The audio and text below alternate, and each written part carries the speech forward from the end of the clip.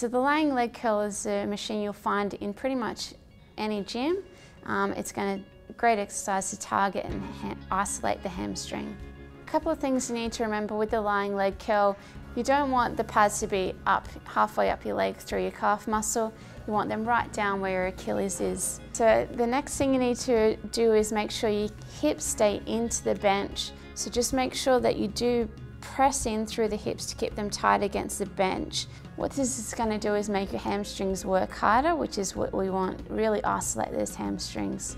Once you have yourself set and your feet in the right position, you want to make sure that the movement is nice and slow and smooth and controlled. So all the way up and squeezing, keeping the hips in, and slowly lower down.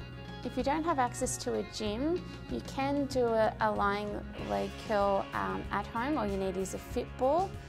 So with this one, you're going to set yourself up lying flat on the ground. Your bum wants to be about a palm away from the wall, probably maybe even 1.5 hands back, and then you're going to place one foot up against the wall.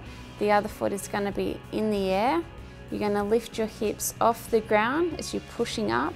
You're going to squeeze and tighten through those glutes and that hamstring, and lowering back down. You're not going to come all the way down to the ground. You're going to hold just above, and you're going to come up again and squeeze. So halfway down, 3/4 to halfway, and then just so we don't want to come all the way back down to the ground, and again pushing up and squeeze. So 10 to 12 before we swap legs. For all you ladies at home, no excuses. If you can't get to a gym, this is going to work just as well.